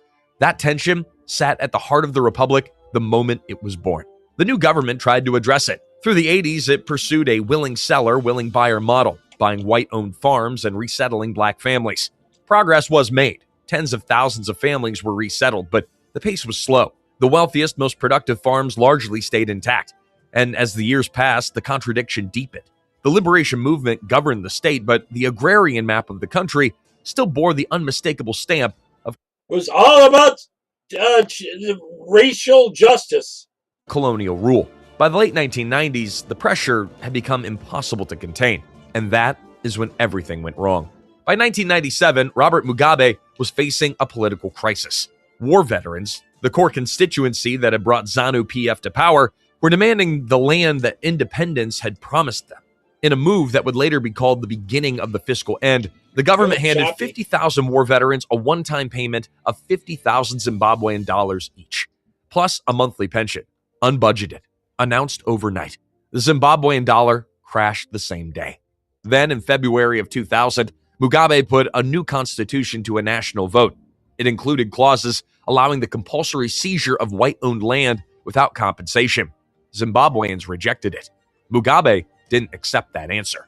What followed became known as the Fast-Track Land Reform Program. They'll probably War try. veterans and ruling party supporters That's their began only invading chance. farms, armed, organized, protected by a government that ordered police to stand down I bet you all the illegals would vote for Stammer, wouldn't they, Colin? and ignored court rulings that declared the occupations illegal. The violence was not abstract. David Stevens, a farmer, was tied up, beaten, and shot dead in April of 2000. Martin Olds defended his property for 3 hours in a gun battle before the attackers burned his house down around him. Alan Dunn was beaten to death after returning to his farm simply to pay his workers. Between 2000 and 2003, approximately 4,000 white commercial farmers were forcibly removed from their land. But here's a detail that often gets lost in the telling. More than 350,000 farm workers, the vast majority of them black Zimbabweans, lost their homes and livelihoods at the same time. They were caught in the middle of a political storm Or that votes had for nothing Clear to do with Stammer. them Okay, that's what and I was everything asking. to do with power. The government framed the seizures as economic justice, That's their game plan. decolonization, empowerment, and most of the confiscated land was handed not to land-hungry families, but to Mugabe's political allies. Well, taking all their land there bought them a lot of votes. People with connections, not farming experience. But the deeper problem wasn't who got the land. It was what was lost when the farmers left. Agriculture isn't just soil. It's not just weather and seed. Commercial farming at scale depends on systems that take decades to build. Irrigation networks, credit relationships with banks, supply chains for machinery and fertilizer, export contracts with buyers who trust your quality and your reliability. Veterinary controls, seasonal finance, the management knowledge that turns a piece of land into a profitable operation year after year. You can seize a farm in a week. You cannot seize the knowledge required to run it. And so the system didn't transfer. It collapsed. Think about what that actually looks like on the ground. The new holders of land, many of them genuine families who had waited decades for a chance at something better, arrived at farms with no working capital, no access to credit, no equipment, no relationships with suppliers or buyers. The irrigation system stopped being maintained. Export contracts went unfilled. Livestock died. That's their game Seeds plan. were not planted. The thing Crops is, they'll were vote not for harvested. And the banks that had once financed the commercial sector found themselves holding generations, loans 3 backed by generations. land that the government had just declared it could seize like at I'm any time. freezing a The little entire bit. financial architecture of Zimbabwean agriculture, built over decades, seized up almost overnight. This is what policymakers rarely tell you about nationalizing a productive sector. The assets, the land, the buildings, the equipment, they're visible. You can photograph them. You can hand over the keys. But what you cannot hand over is the invisible infrastructure, the expertise, the trust, the relationships, the 20 years of hard-won knowledge about how to coax maximum yield from a specific piece of soil in a specific climate. That knowledge walked out with the farmers, and it didn't come back. Foreign investment in Zimbabwe went from $404 million in 1998 to $3.8 million by 2003. Less Not a than decline, 10%. That's near total evaporation. Tobacco 10%. production, the lifeblood of Zimbabwe's foreign exchange, fell from 228 You're million basically having kilograms in 2000 DEI to just farmers. 48 million kilograms in 2008. That's a drop of nearly 80% in 8 years. Food shortages spread. By 2006, aid agencies estimated that between 2.9 to 5 million needed food assistance just to survive. The country that had been exporting grain to its neighbors was now importing food it can no longer grow itself. But even that, even the agricultural collapse, even the food shortages, even the mass displacement Bill Gates wants was to not get the all bottom. that land. He's The bottom was putting still coming. jabs out And there if you that want to kill them. understand how political decisions can collapse entire economies, how a single miscalculation can strip a You can country raise the bugs of there. everything it built, subscribe to Fall of Nations. Because what happened next in Zimbabwe became one of the most extreme economic disasters in recorded history. The government was hemorrhaging revenue. Agricultural exports had crashed. Factories that depended on farm output were shutting down. Tax receipts were collapsing. And Mugabe had a war in the Democratic Republic of the Congo, bleeding the treasury dry at the same time. Spending that was being hidden from the IMF, underreported by around $25 million a month. His solution was just to print Sounds money. like His advisors Clay told him not Travis to. talking. Economists warned Maybe. him it would end in doubt it. catastrophe. He did it anyway. What follows defies comprehension. Inflation went from double digits to triple digits to quadruple. Then it kept going. By November of 2008, Zimbabwe's monthly inflation rate hit 79.6 billion %. Wow. That is not a typo. 79.6 billion with a B percent Inflation. in a single month. Prices Sort were of like doubling every Venezuela. 24 hours. You could go to sleep middle class and wake up poor. Salaries became meaningless between payday and the afternoon. Pensioners who had worked their entire data lives centers? and saved carefully discovered their savings were worth essentially nothing. Shop owners were arrested for raising Put 'em prices, way out in the which meant country. that stores simply Away ran out from of stock people. instead. Supermarket shelves went empty, and the government's response was to print notes with more zeros. $100 billion, a $10 trillion note, and eventually, the one that became a symbol of the entire catastrophe, a $100 trillion banknote printed and circulated in 2008, worth less than the paper it was printed on. In 2009, Zimbabwe abandoned its own currency entirely. The Zimbabwean dollar was dead. The country switched to the US dollar and the South African rand to make prices mean anything at all. It had taken less than a decade to get there, from breadbasket to monetary graveyard in 8 years. 94% The wreckage that followed lasted unemployment. much longer. At its peak, Could you imagine a 94% unemployment rate?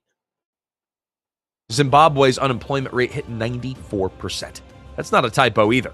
94. Millions of educated, skilled Zimbabweans, doctors, engineers, teachers, accountants, fled the country to find work abroad. The brain drain hollowed out the civil service, the health system, the schools. Western sanctions imposed in response to human rights abuses, including the farm violence, closed off lines of credit from the World Bank and the IMF. For years, Zimbabwe existed in a kind of economic limbo. too broken to function properly, and too isolated to get the outside help that may have stabilized things. The environmental damage added another layer of quiet catastrophe. With commercial farming gone and smallholder tobacco farmers unable to afford coal for curing their crop, they turned to wood. Forests started disappearing. An estimated 262,000 hectares of woodland per year were being stripped, of which 15 to 20% were to fuel tobacco operations. The land that had been seized in the name of justice was being slowly stripped of its trees as well. And through all of it, Mugabe blamed Western sanctions. He blamed his political opponents. He blamed everyone except the decisions that had set the whole chain reaction in motion.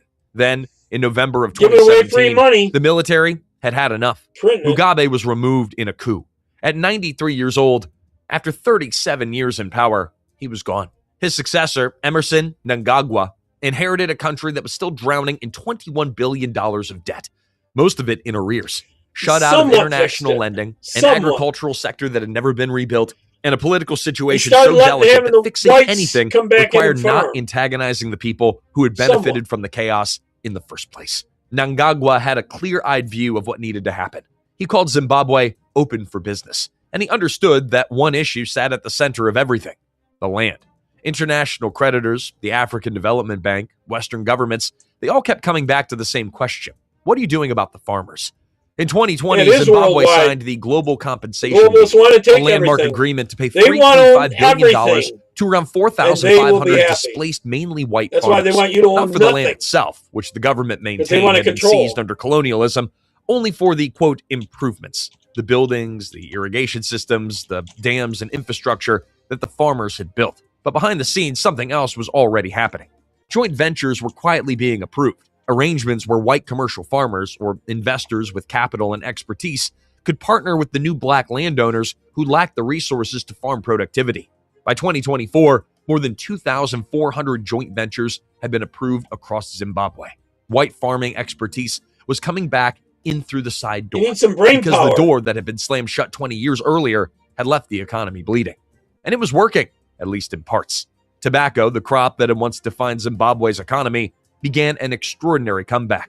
In 2025, Zimbabwe produced roughly 353 million kilograms of tobacco, the highest output in the nation's history. Total earnings surpassed $1.2 billion, a record. A country that collapsed its own agricultural system so thoroughly it once couldn't feed itself was now breaking export records. That's not a small thing. That's a remarkable comeback. But here's where the story gets complicated, because the headline does not match the reality underneath it. In April of 2025, 25 years after the farm invasions began, Zimbabwe made its first actual compensation payment to displaced white farmers. The amount was $3.1 million on a $3.5 billion commitment. That's less than 1/10 of 1%. Farmers' representatives called it a token gesture. Some of the most vulnerable, elderly, without income, desperate for food and healthcare, accepted the terms because they had no choice. The Compensation Steering Committee, representing the majority of displaced farmers, described the proposed treasury bonds as insecure and inadequate. Bonds, they noted, issued by a government that had already printed a $100 trillion note once before. And there's a deeper problem lurking underneath all this. Even as the government talked about bringing expertise back, it simultaneously passed a new law restricting agricultural land transfers to indigenous Zimbabweans only, not white Zimbabwean citizens, indigenous.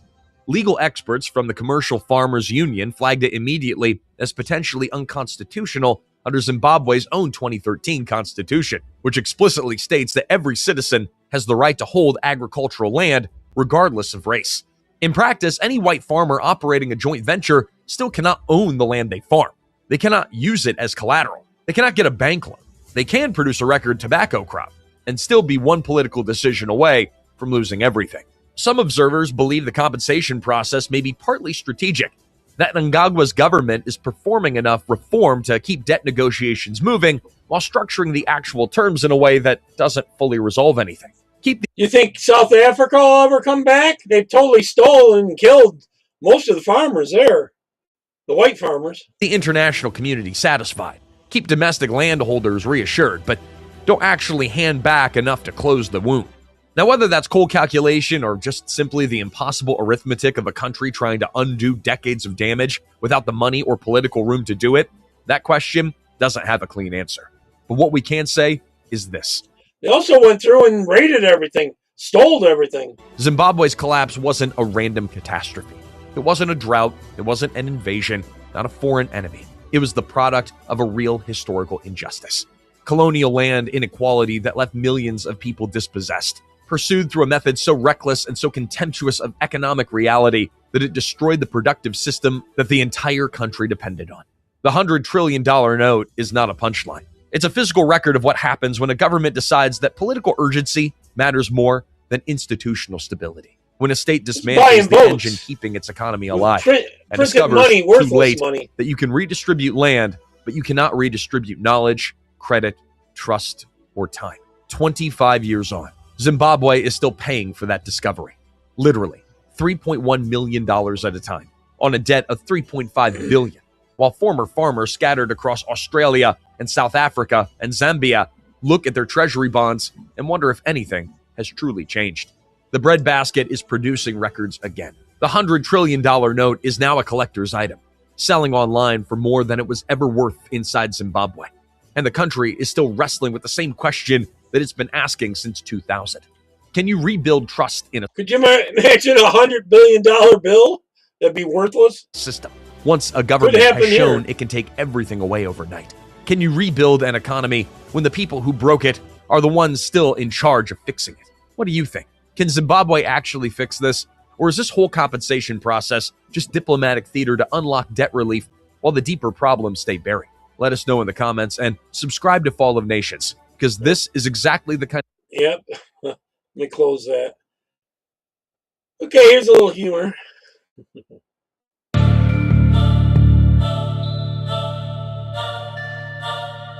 I just thought that one was kind of cute. Excellent. All right, after the D.C. shooting, here's what a leftist said. Let's see what these sickos have to say today. Damn. They just said there's bullets outside of the fucking White House. They fucking missed again. Jesus. Fuck. I can't believe they missed again. Secret Service allegedly shot someone. I think it's a bunch of staged bullshit, but man, I'm sick and tired of them getting my... Well, someone died, so I don't know about the staging part. Fucking hopes up, and then the motherfucker walks away. Well, this one looks like she lost it a long time ago. Damn it. We can't really judge the handicap, but when they get online, it's forever. This woman literally came online crying that a bullet missed a real, breathing person. Because she don't agree with their policies. The Bible, not the Quran. This is where, mental illness, again, comes into play in 2020. Tomorrow, I plan on doing something on Islam tomorrow, okay? I've been collecting some clips. 26. And little does this woman know, her face is going to be all over the internet forever. It takes one employer to see this. One employer. I'm so happy I have such a large platform where we can push this out. I'm not talking about TikTok. TikTok sucks. Other platforms, Instagram, Facebook. These are the same people that lecture everyone else about kindness. All while rooting for violence and death on somebody because you don't agree with their political stance. Hypocrisy is unreal with you. Unreal. You're not a good person. No, you're not. Anybody that wishes death on somebody and takes it to the internet for all eyes to see, you're the problem. Ew. Ew. You don't have to like Donald Trump. You don't have to like him at all. But wishing death on him is a sick, sick, sick behavior. You're sick.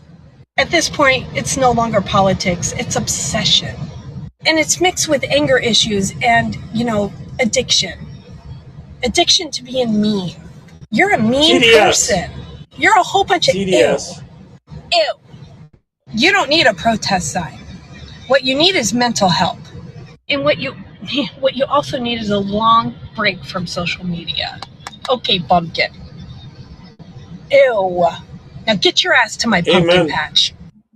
Amen. Amen on that.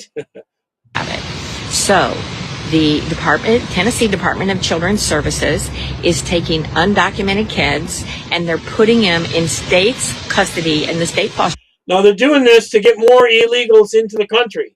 Then once they come in, then they can bring the rest of their family. Watch it. Care system which mean the state taxpayers, that's coming out of the state budget. And then they are assisting these kids into getting what's a court order from the juvenile court that says that they're abandoned, and then they get a what's called an order of abandonment, and then they get a special circumstances juvenile immigration status, and then of course once they get that, they can bring their family over or do whatever. This is so cool. See, now they're trying to find another way to get more illegals in here. They're trying this legal method now. Clever on their part. You've got to remember how clever and how smart cartel immigration is. They make a lot of money on this. So I finally got my hands on a court order. I got my hands on a court order, and I have a hard copy of it. And it is all about how they did this right here in Davidson County. I have told state legislators, I've told Congress people, this is totally illegal. Plus, I have phone conversations stating that Commissioner Quinn, DCS Commissioner Quinn, is well aware of it, and she is central to it because she has told other providers to report to her if they have any issues with undocumented kids. Okay, huge. It is trafficking. I mean, Yep. Let's go with this. Most Americans have no idea this happened, and that's the part that should alarm every single person watching this. How long have you been familiar with Iran and its leadership and its attacks against the United States? I've studied it or been a part of it for the better part of 3 decades, particularly acutely in the last 5 years. And leading up to February 28th, months prior to that, what was jarring to you that you saw different than what had been for those many decades that you've been involved? I think it's important to note just in the 30 months before Epic Fury commenced, Iran and its proxies had been attacking U.S. service members and diplomats about 350 times. Can you repeat that? About every third day. Iran and its proxies attacked American service members 350 times in the Middle East. I don't think that Americans were aware of that in the 30 months that they had attacked Americans or their service members 350 times. Does that surprise you that I would say that? That I don't believe that everyday American going to work knew that?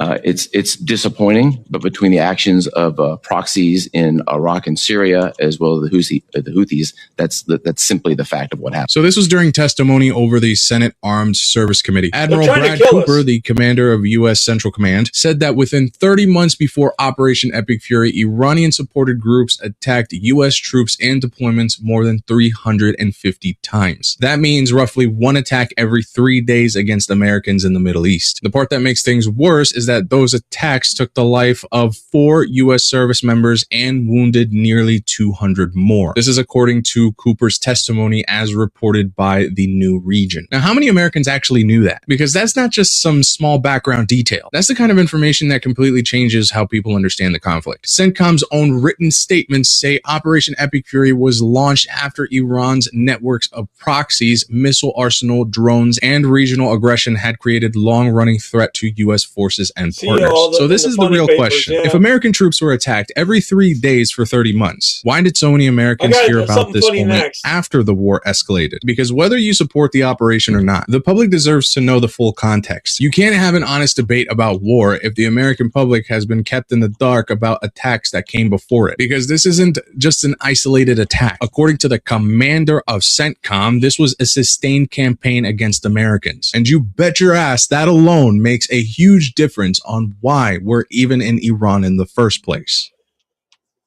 Well, actually, they're 90% of the funding for all the Durkats, the crazies.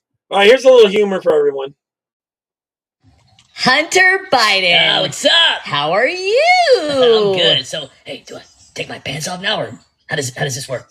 I'm sorry, what? Are you a cop? No. Okay, because you got to tell me if you're a cop. If you're a cop. Think he's got enough cocaine there? Enough cocaine? Well, I can assure you I'm not a cop. All right. Can we just skip to the massage then and get right to the happy ending? Because I've got some weird shit to do later, so.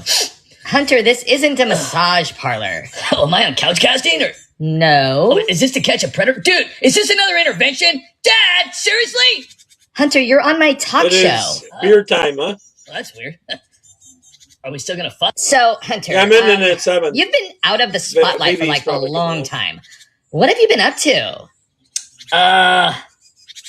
Crack. I'm surprised you found those Lots of icons crack. there. Are you still See if I can doing find crack? No. That's all behind me now.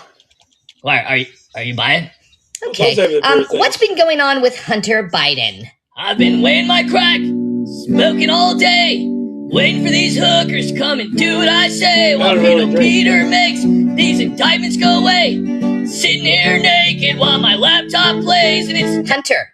This is an interview, not an audition for American Idol. Oh, I thought I was being filmed for a movie. No, this is a YouTube interview. Oh, thank God. Dude, last time somebody sat me under bright lights, I lost 3 laptops and a bag of Parmesan. But I just looked at those bright lights and I said, hey, bud, let's party. Speaking of laptops, did you ever find the missing one? Which one? Well, how many were there? Well, there was a Ukraine laptop, the crack laptop, the hooker laptop, the tax fraud laptop, and the I heard he had over 100 party of them. laptop. Why did you have so many laptops? Because I like to party. Because he had porn on all of them. Party? Wow, that's pretty impressive. Yeah, my family calls it cloud storage. So let's talk about paintings. Did you say laundering? No, I said paintings. People want to know how a guy who paints stick figures suddenly sells artwork for $500,000. It's called abstract corruption, Candace. It's very sophisticated. Rich foreign dudes buy finger paintings and magically get access to the big guy. Boom! It's called modern art. Honestly, that's actually pretty genius. Do you think that you could, introduce me to some of those Ukraine contacts? My grift is a little weak lately. Wait, aren't you supposed to be like a conservative or something? Hunter, please. I flip-flop more than Fauci at a mask debate. Wait, did you just say master? No, a mask debate. Yesterday I was MAGA, today I'm independent, and tomorrow I'll sell vitamin gummies with Putin on the label. If the check clears. Sweet! I like your energy. Thank you. I mean, I had Trump supporters donating like I was a solar wounded bald panels? eagle. You know how hard it is pretending to care every day? Tammy. It's exhausting. Tell me about it. I had to pretend I was an artist and sober. So your dad really didn't know what Yeah, was couldn't happening? produce Dude, enough my dad energy. barely knows what planet he's on. I could have been laundering money through a Chuck E. Cheese and he just whispered, God bless America, and then wander off. That's incredible. Yeah, man. 1 minute I'm smoking crack with hookers, and the next minute CNN says I'm just misunderstood. I wish I never could get work at enough CNN. power. I almost feel guilty. Why? Well, if a Republican Candace jaywalks, they get counting. Yeah, 14 I know. investigations, 16 indictments, and a mugshot. I leave cocaine at the White House, and everybody suddenly becomes Sherlock Holmes with amnesia. Yeah, I get all these. Honestly, Hunter, hearing you Come up talk my makes me feet. realize something. Oh, dude, I heard you were into white dudes. So you want to just do it right here? I got my ghost laptop in the car. No. I just realized that we're both pretty good at running scams. My dad always told me, find something you love and call it work. Wow, that's really good advice. He really said that? Nah, man, I'm just kidding, man. The only advice Hunter got rich more illegally by my far. dad ever gave me was he told me, honey, if you're going to get somewhere, you got to tie your shoes before you cross the street. But not too tight, or the road forgets where it's going. That's really deep. So are we going to or what? You know me, anything for money. All I got is paintings. So before we wrap up, do you have a final message to America? Yeah, if anybody finds a laptop, don't open it. Just bury it in the desert next to my dignity. Anyways, they're pretty good at these. Okay, since the amount of time I got left, here I'm going to do this one on health things. It's about seeds and stuff. This is kind of interesting, I thought. See what everyone thinks, if it's really healthy or not. And those are the ones that they're always trying to get rid of the seeds the most of, because you got the pumpkin, which is high in zinc, you got watermelon, which is high in selenium and magnesium and all the B vitamins, and then you got the apricot, which is loaded with B17. But we used to sell apricot seeds back in 2013, and he was arrested for selling close to the power plants apricot seeds to a nuclear and power put in plant jail. or something. I mean, it's just crazy when you think about it. $850,000. I worry about them, Tammy, but I worry about who controls the data centers, because they're going to be something that's tremendously powerful in the future, you know? It looks like I'm freezing a lot when I'm using my hand. I don't know if it's coming through your end that way. On bail for selling. See what everyone thinks about this. Apricot seeds. Think of all the dangerous things I'll that end it with people this one. do or that are done to people all the time. They don't get arrested for any of those things. But a guy selling apricot seeds, totally dangerous. It's like going outside and selling. So why would you get arrested for apricot seeds selling them? Flowers and then being put in jail because you sold some flowers. You know, it's interesting too, because you think of like the seed oil push, you know, don't do anything with the seeds. And it makes you really wonder about that whole thing when you think about it, because certain seeds like apricots, watermelons, they all have a lot of benefits for the body, just like pumpkin seeds. Pumpkin seeds are absolutely phenomenal for the body, because certain seeds, when you get into this, and everybody's commenting about the B17, when you get into B17 and the benefits of B17, it doesn't make a lot of sense that we should avoid that seed, because apricots have B17, B15, vitamin A, and vitamin E. And Monsanto's push is getting rid of the seeds, which if they get rid of the seeds out of our food, they also get rid of the seeds out of us. Think of fertility. You can't have children, or people can't procreate if they don't have seeds. And if seeds were as dangerous as we were told, then that doesn't make any sense. It would actually impact people's fertility. And if you think of like, if you always look at, you know, either the lady parts or the male parts and what they look like seeds. You know, it doesn't make a lot of sense. When we say seed oils, we can see because it's genetically modified seeds.